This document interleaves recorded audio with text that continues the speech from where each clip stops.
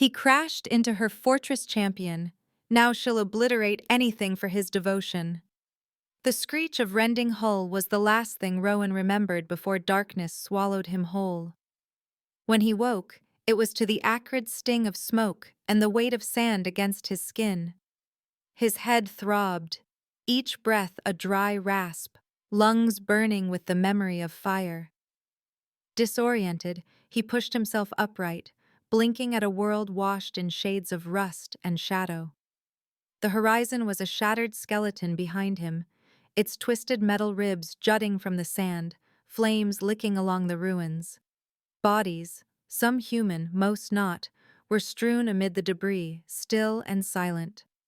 Rowan staggered forward, his boot crunching over splintered glass. He barely registered the voices until hands gripped his arms, cold and unyielding. Tall figures encased in obsidian and copper armor loomed over him, their faces masked by intricate helmets. Their language was harsh, guttural, a cascade of consonants and clipped vowels. Rowan struggled, but their grip tightened, dragging him toward a vehicle bristling with spikes and alien script. A steel collar snapped around his throat, sealing with an electric click. One of the Jari, he guessed at the name, echoing through the shouting, held up a device and pressed it to his temple. Rowan's world spun as the collar hummed, sending a jolt through his body. He gasped, knees buckling. The meaning was unmistakable. He was theirs. The city loomed above them, carved directly from the volcanic cliffs. Towers rose like the fangs of a buried beast, their windows glowing amber in the twilight. Rowan was herded through winding corridors of black glass and iron, past markets where Jari merchants hawked crystalline fruit and glimmering stones. Locals paused to stare, some curious, most indifferent. A group of Jari youths laughed, pointing at his torn shirt and blood-streaked face. They stopped before a massive iron gate. Guards scanned him with bored efficiency, muttering in their own tongue. "Human," one sneered, voice filtered through his mask. "Too slight for quarry, too fragile for stone." The other shrugged, pressing a button. The gate yawned open, swallowing Rowan into darkness. Inside, the air was thick with the sour stench of fear and sweat. Prisoners huddled along the walls, their eyes hollow, skin bruised and dirty. Rowan was shoved into a corner, the collar's weight pressing against his neck. Through the iron bars, he saw the arena, a vast pit ringed by jagged stone, its sand stained ochre and brown with old blood. Shadows flickered as torches ignited, the rising roar of 1,000 voices shaking the very walls. A figure stepped onto the sand, tall, commanding, clad in black and copper. Lisara. The crowd's chant thundered in Rowan's ears, though he could not understand the words. She moved like a predator, every step measured and precise. Her jade skin shimmered beneath the lights, fiery red hair a banner against the darkness. She rolled her shoulders, flexing her fingers as she faced a monstrous adversary, a creature bristling with spines and slavering jaws. The fight was brutal, swift. Lisara ducked beneath a swipe, spinning to drive her blade deep into the creature's throat. Blood spattered across her armor as she kicked the beast aside, lifting her head to scan the stands. For a heartbeat, her emerald eyes locked with Rowan's. The noise faded, the world narrowing to that one electric moment, something raw and searching passing between them. The spell broke as a guard strode to Rowan's cell, batons sparking with blue fire. He flinched back, but before the guard could enter, Lisara's voice rang out, sharp and clear. "Wait, that one. He is mine. I claim him." The guard hesitated, glancing between Lisara and Rowan. The arena had fallen silent. "He is nothing." "I decide," Lisara interrupted, her tone brooking no argument. With a grunt, the guard unlocked the cell, snapping a leash to Rowan's collar. He was yanked forward, stumbling across the sand, past the blood and the remains of the slain beast, until he stood at Lisara's side. Her gaze swept over him, measuring and cold. She led him through winding corridors carved high into the cliffside. Her quarters were stark, a bed carved from the rock, weapons lining the walls, a viewport overlooking the city's blazing lights. She gestured him into a smaller alcove off the main room, furnished with a single sleeping mat and a battered water basin. "Stay here," she ordered, voice low. Rowan met her eyes, refusing to look away. That first night, she stood in the doorway, arms folded, watching him. The silence stretched, heavy as stone. Finally, she turned away, leaving him alone with the distant echoes of the arena. His days settled into a rhythm. He polished her armor, each dent and scorch mark telling a silent story. He maintained her weaponry, fingers deft despite the ache in his shoulders. Lysara observed him from the corner of her eye, silent but attentive. When her oxygen filter began to sputter, Rowan took it apart, recalibrating the delicate valves with makeshift tools. One morning, she returned to find her living space spotless, crates shifted with clever use of levers and pulleys. She eyed him, lips curving in grudging respect. "You work like you wish to prove something," she said, voice softer. "Maybe I do," Rowan replied, not looking up. She watched him for a moment, then strode away. But something in the air had changed, a current of curiosity beneath the cool command. Days bled into evenings. Rowan sat by the fire one night, mending his torn shirt with a bent needle and thread scavenged from supply crates. Lysara entered quietly, her footsteps muffled by the thick rug. She knelt beside him, fingers tracing the neat stitches. "You have skilled hands," she murmured. He met her gaze, heart pounding. "I had to learn. On transport ships, nobody fixes things for you." Her touch lingered, warm and steady. The firelight danced in her emerald eyes, casting shadows along her high cheekbones. "Perhaps you can repair more than machines," she said, her voice softer than before. For the first time, Rowan heard not just command, but the hint of possibility.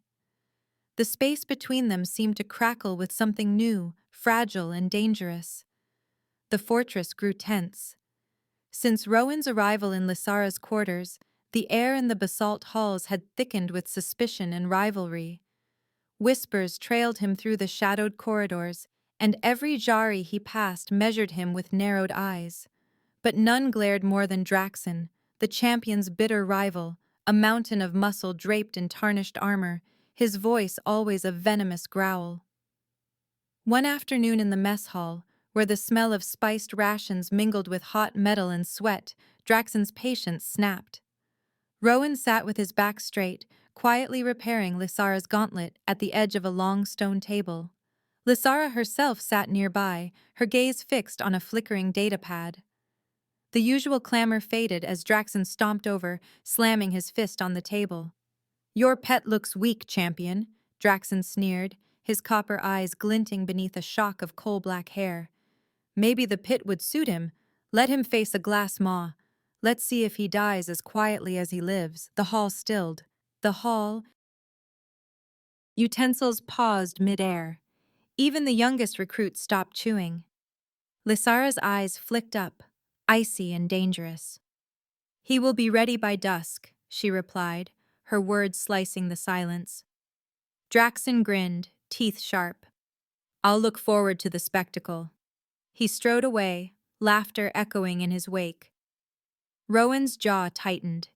He didn't need translation to understand the stakes. He turned to Lysara, searching her face for some sign, regret, apology, even concern, but she was inscrutable. "You could have refused," Rowan murmured. Her lips tightened. "To refuse is to lose face. Draxon would have hounded you until you broke." She glanced at the gauntlet in his hands. "But you are clever. Perhaps clever enough to survive." In the armory, Lysara waited as Rowan hunched over his battered datapad, calloused fingers flicking through schematics and xenobiological entries. The interface shimmered with alien symbols, but he'd learned enough to parse the basics. He read aloud, half to himself. "The glass maw is blind. It tracks prey by vibration, aggressive, territorial. sensitive to sharp sounds. Lysara buckled her sword belt, eyes never leaving him. "It will shred you, human," she warned, voice low. "Armor won't help." "Perhaps," Rowan said, considering. "Or perhaps it will outwit itself." She crossed her arms, watching as he scavenged a polished metal shard from the repair table and tucked it into his sleeve. "You'll have nothing but your wits," she said. He met her gaze, a flicker of defiance lighting his eyes.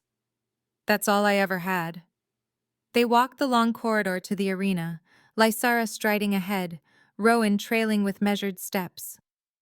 The crowd buzzed with anticipation as the gates parted, and he was led onto the ochre sand, armed with nothing but his coat and the glinting shard. The cage opposite creaked open, and the glass maw slithered forth, a nightmare made flesh. The beast's 6 limbs splayed spider-like, each muscle visible beneath its translucent skin. Organs pulsed, purple and red, under the membrane. Its head swiveled, grotesquely eyeless, jagged teeth gnashing as it tasted the air. The audience gasped, hungry for blood. Rowan forced himself utterly still, fighting the urge to bolt. He closed his eyes, letting his breath shallow, slowing his heart. The arena's cheers faded, replaced by the soft hiss of the sand beneath the glass maw's claws. It circled him, jaws open, nostrils flaring for scent and sound. Rowan remembered his research. Movement was death. He waited, until the beast paused in confusion, its head twitching toward the audience.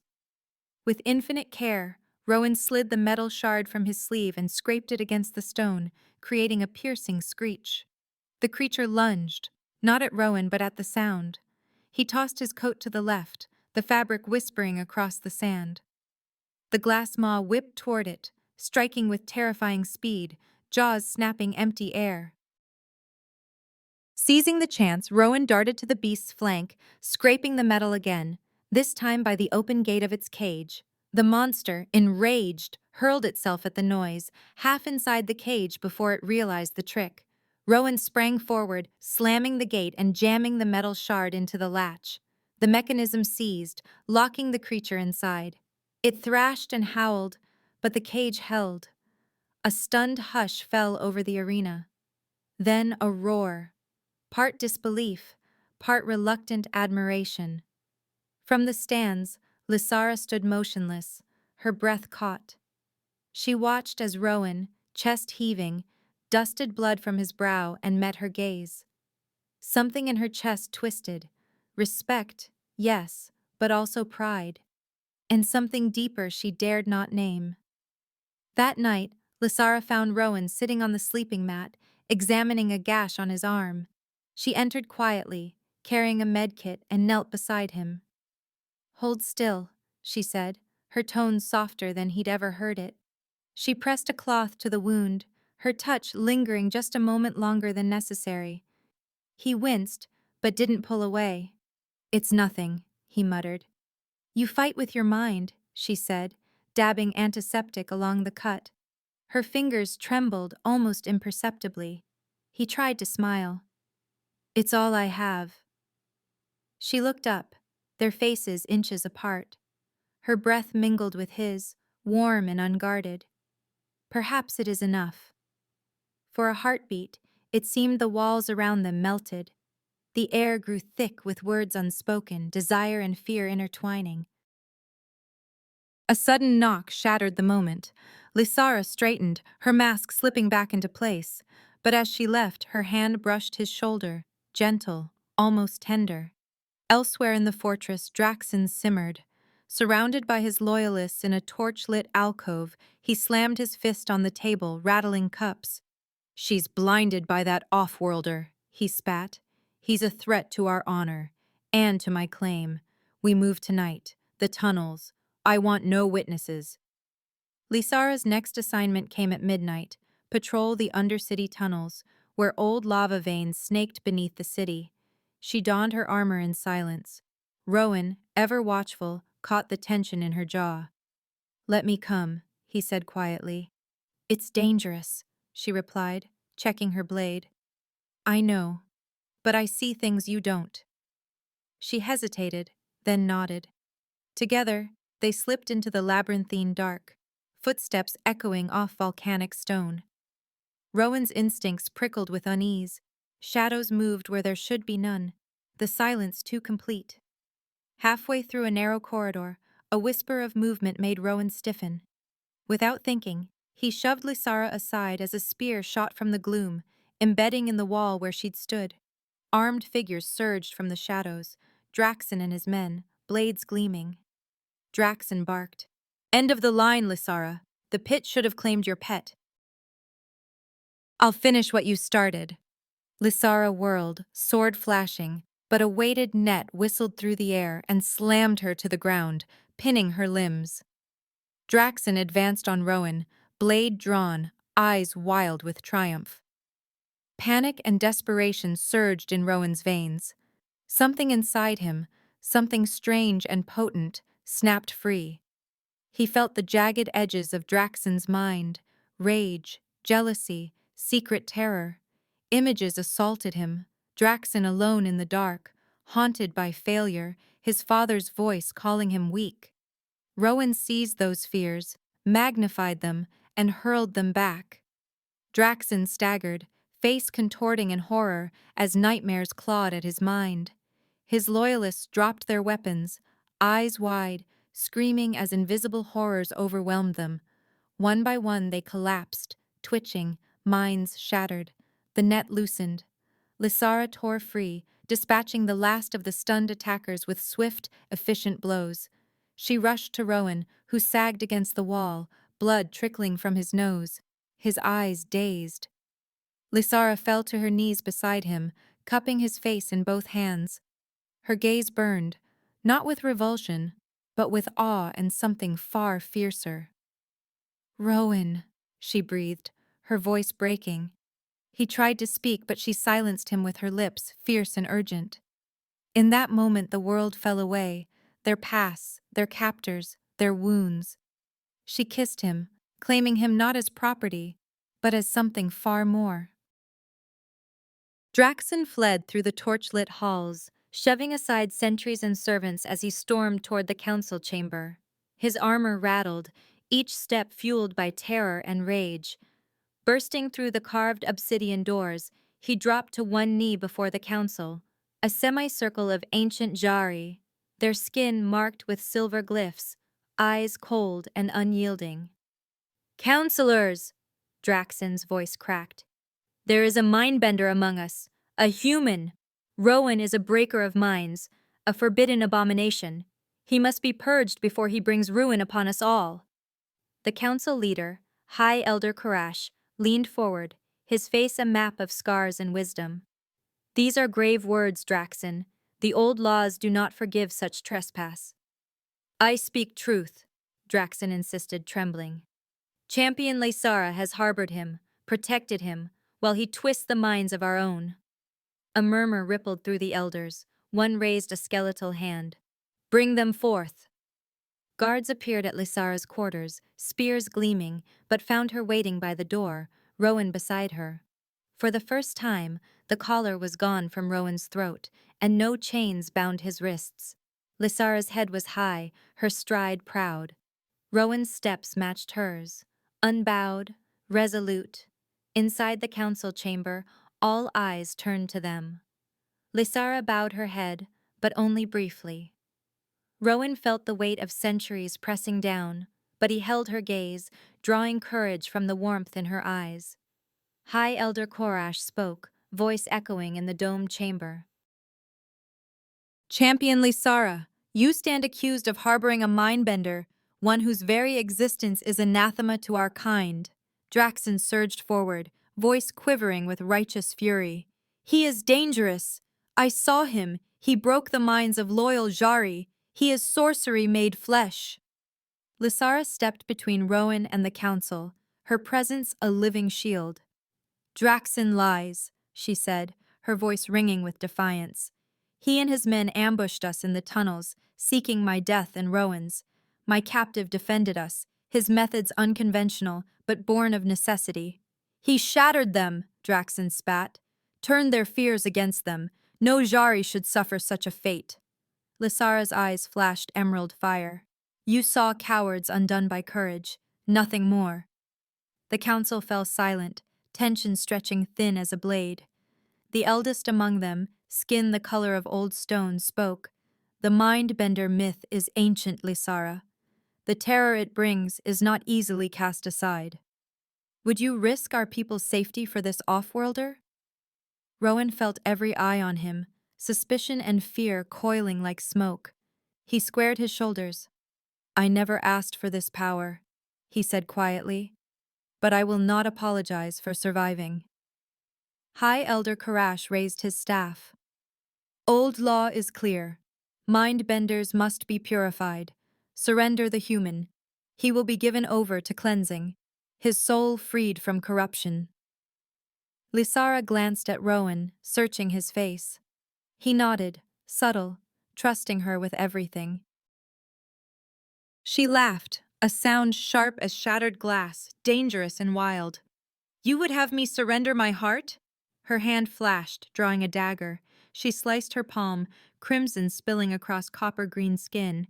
Reaching for Rowan, she pressed her blood to his cheek. I claim him, not as captive, but as soul-bound. Blood to blood, spirit to spirit.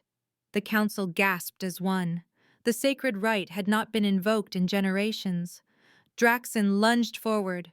This is madness. He will doom us all. Lysara's snarl echoed in the chamber. This is honor. I demand trial by ordeal, my fate against all accusers. If I fall, so does he. If I stand, our bond is law. The elders exchanged wary glances. High Elder Korash studied Lysara, seeing not just a champion, but a force of nature, unbending. The ordeal is death, even for the strongest, he warned. Then let death decide, Lysara replied. She wiped her blood-stained hand on her tunic, eyes never leaving the council. Name your champions. A heavy silence settled. Finally, Korash nodded. So be it. At dawn, you will face our best. And should you prevail, Draxen will stand against you himself. If you fall, both you and your soulbound are forfeit. The council adjourned, elders vanishing into shadow, leaving Lysara and Rowan in the echoing chamber. As the doors closed, Draxen shot them a look of venom and despair. That night, Lysara and Rowan found themselves in her quarters, the fire burning low. She wore only a simple tunic, her armor set aside, hair unbound and tumbling across her shoulders. The sharp angles of her face softened in the flickering light, her emerald eyes clouded with worry and fierce resolve. Rowan sat across from her, knees drawn to his chest, the taste of her blood still warm on his cheek. He reached out, tracing the line of her jaw with careful fingers. She closed her eyes, leaning into his touch. They'll send their strongest.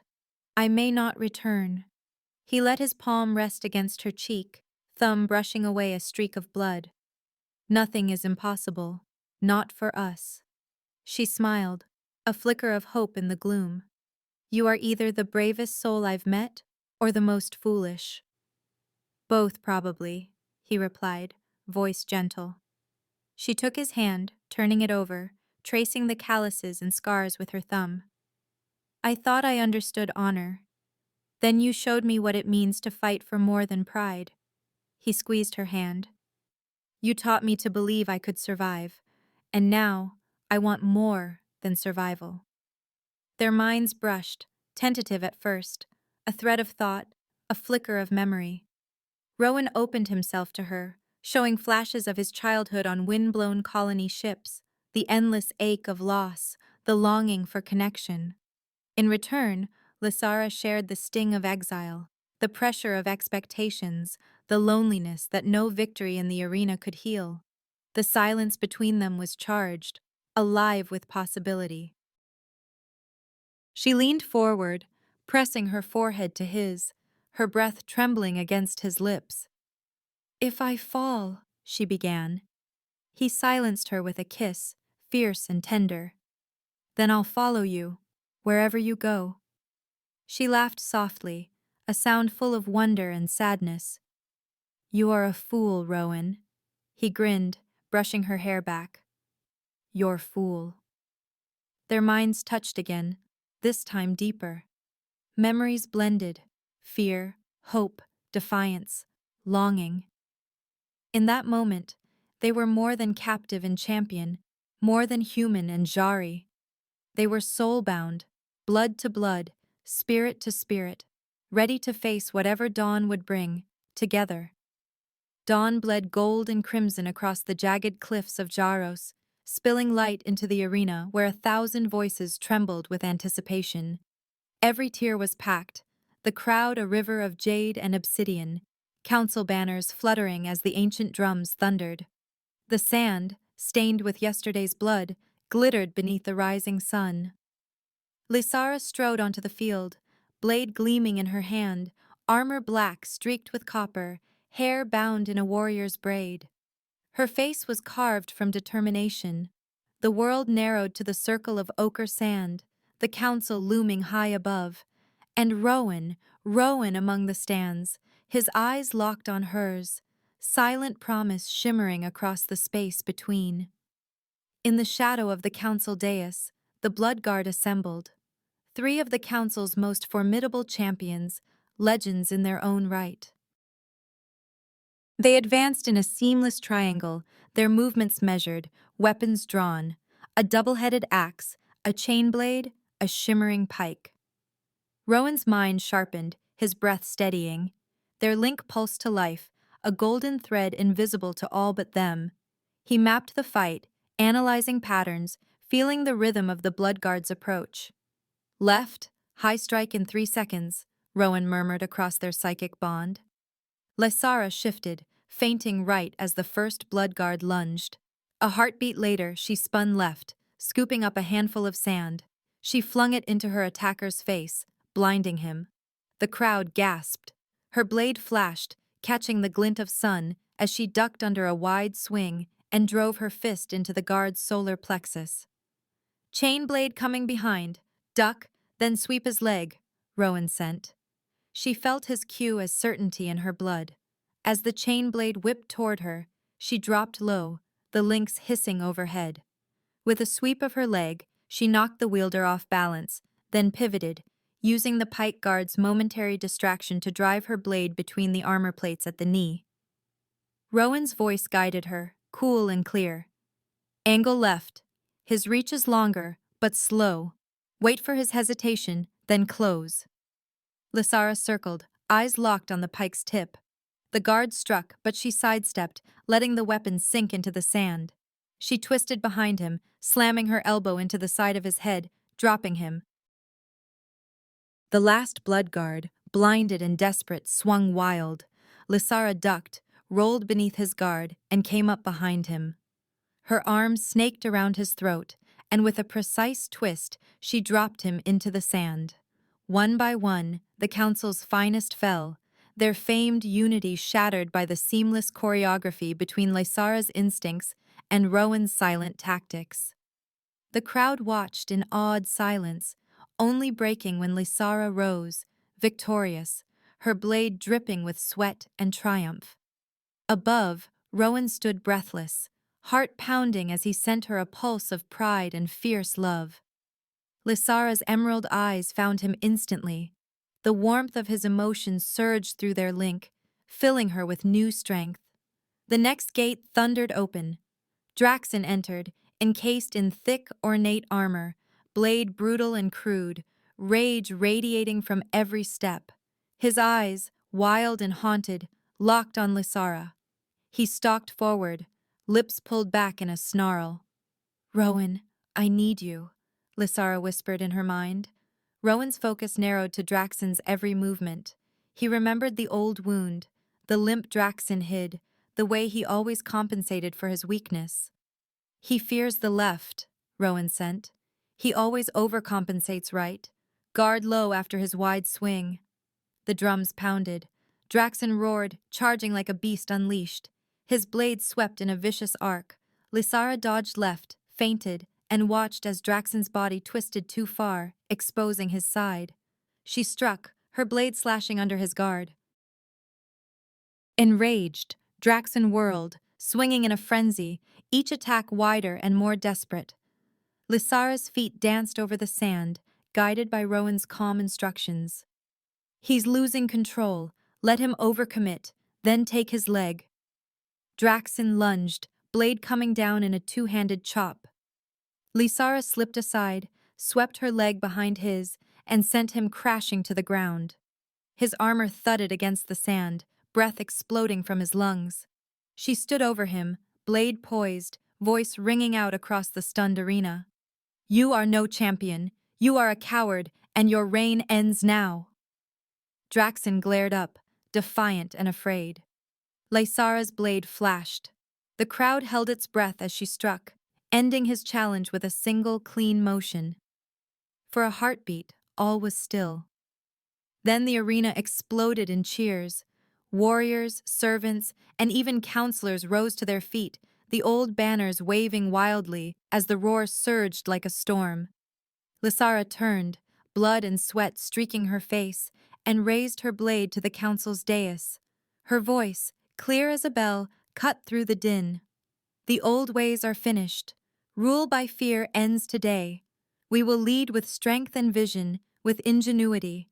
No more will we be prisoners of dread and tradition."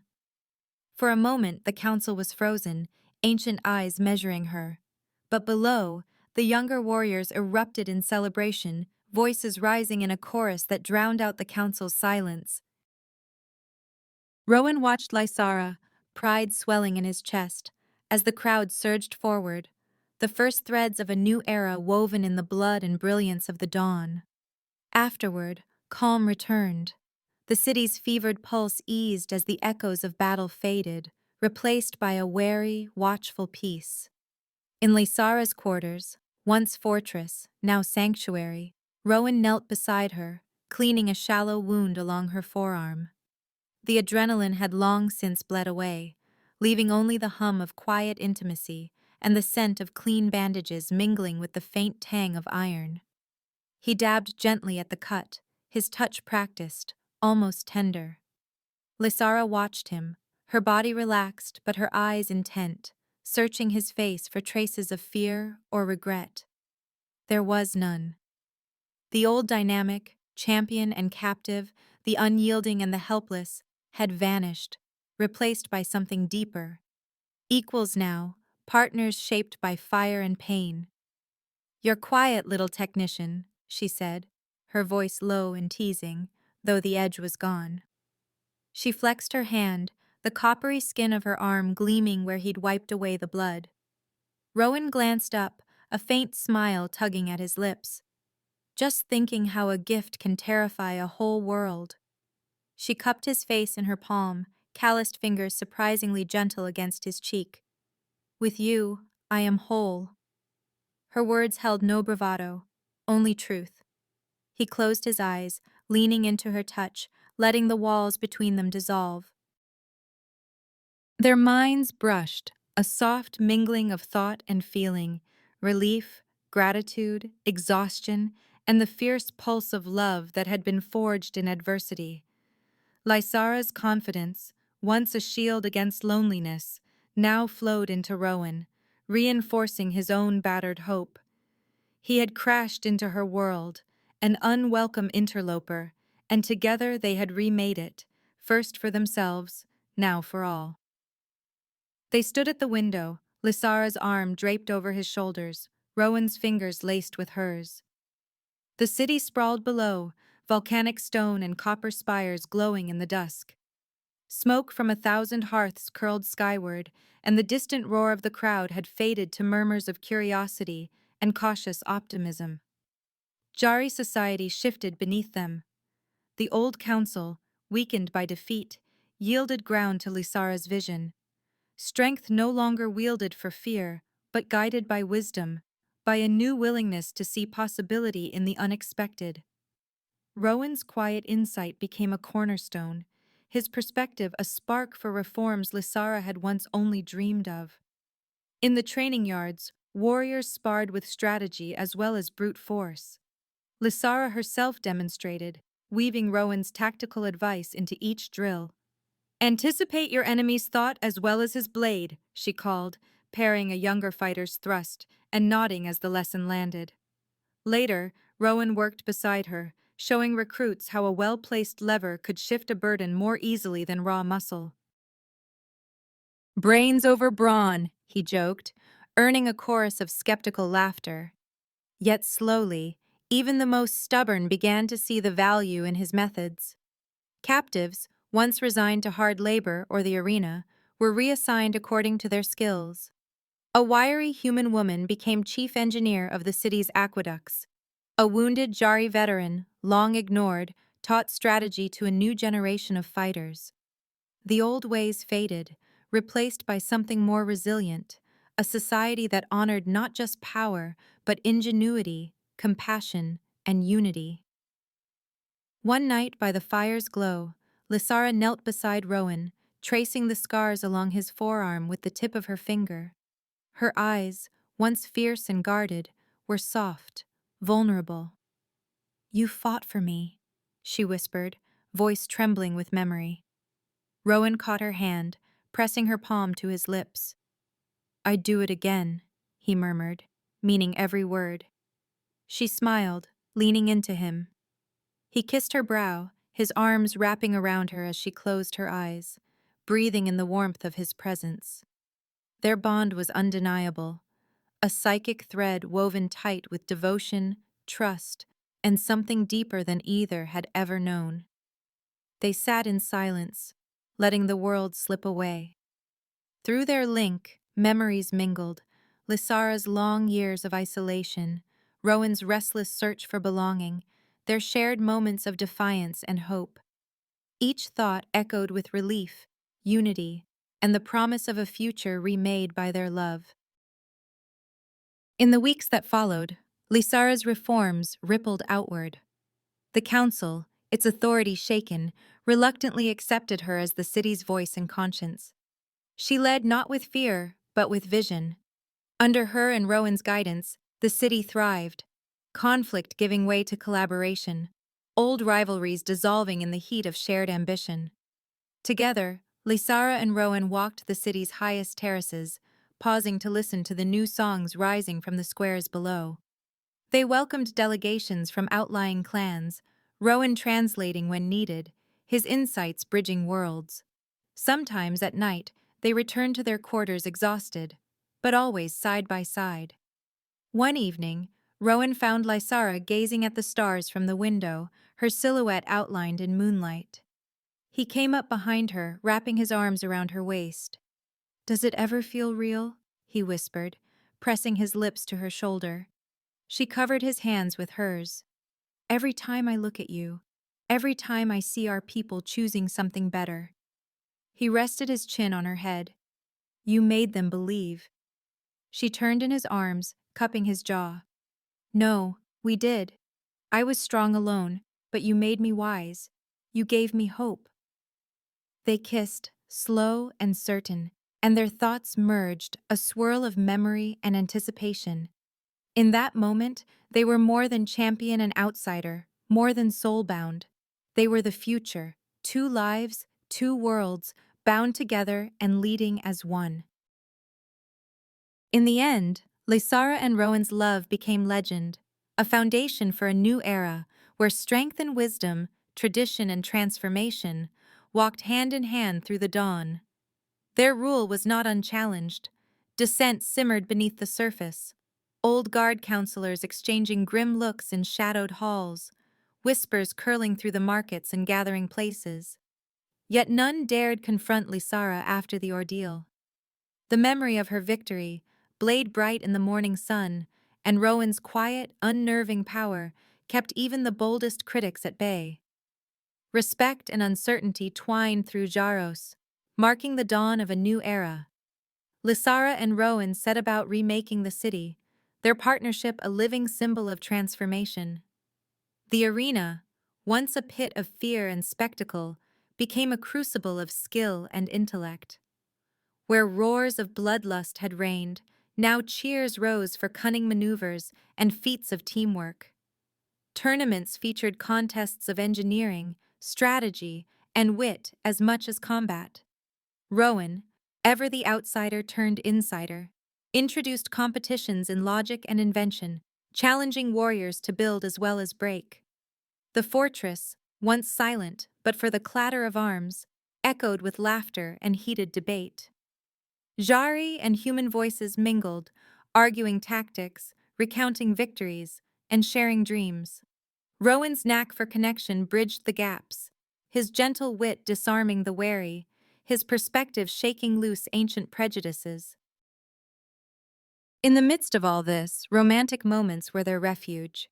Lysara and Rowan carved out pockets of peace amid the storm of change. In quiet hours, when the counselors had retreated and the city's hum faded to a gentle lull, Lysara would draw Rowan close. Her powerful form curled protectively around him, her breath steady against his hair. She was a warrior, yes, but in these moments, she was his, gentle and open, a haven in the shifting world. Rowan's fingers would trace the metallic clasps adorning her pointed ears, marveling at the delicate artistry, the contrast between her formidable strength and her boundless tenderness. He would laugh softly, and she would brush her lips along his temple, her affection a silent promise.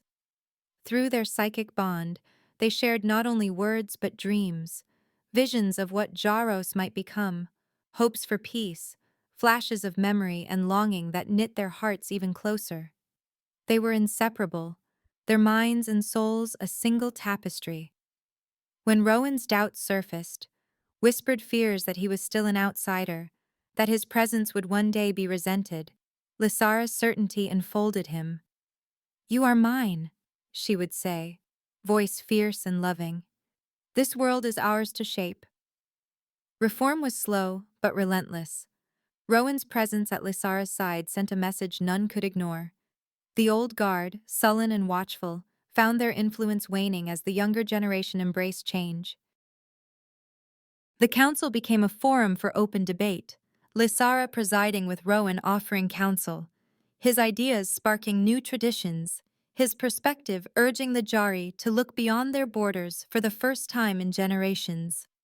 Warriors trained side by side with artisans and thinkers. Children of mixed heritage ran through the palace gardens, their laughter a harbinger of the city's new future. Once ignored captives rose to prominence, teaching skills that had lain dormant for years. The fortress's cold halls filled with the scent of new food, the rhythm of unfamiliar music, the promise of 1,000 possibilities. Evenings were their time. After long days spent negotiating, training, and leading, Lysara and Rowan would retreat to their chambers, the city spread beneath their window like a sea of fireflies. One night, after a taxing day of council disputes and festival preparations, Rowan found Lysara gazing at the stars from their balcony. The wind teased strands of her red hair loose, framing her profile in fire. He approached quietly, sliding his arms around her waist and resting his cheek against her strong back. She let out a slow breath, covering his hands with hers, their bond pulsing quietly in the hush of night. "Do you regret any of it?" Rowan asked softly, his voice just above a whisper, words carried away by the cool air. "Never," Lysara replied without hesitation. "You changed everything, little human." "For me, for all of us." He turned her gently, hands warm on her waist, searching her emerald eyes for any flicker of doubt. He found only truth, shining clear and fierce. "And what now, my fierce champion?" he asked, half teasing, half earnest. Lysara's lips curled into a slow, promising smile. She drew him close, her arms enveloping him, her red hair a fiery halo framing their world. "Now you have a queen to counsel," she murmured, her voice thick with affection. "And I have a king to cherish." Rowan laughed, the sound low and full of wonder. He brushed a thumb along her cheekbone. "I am not much for crowns." She caught his hand, pressing a kiss to his knuckles. "You wear it here," she said, touching his heart. Their kiss was slow and deep, a silent vow echoing all the futures they would shape together. Two souls, human and alien, lost and found, joined by love, courage, and the will to write a destiny neither could have foreseen alone. That night, as the city slept beneath a new constellation, Lysara and Rowan held each other close, their dreams twining through the starlit dark. The world was uncertain, but their bond was unbreakable, a beacon of hope for all who would follow. This brings our story to a close. Don't forget to hit subscribe, give the video a like, and share in the comments which part you enjoyed the most. Our team will truly appreciate your support. There are plenty more exciting stories waiting for you on our channel. See you in the next video.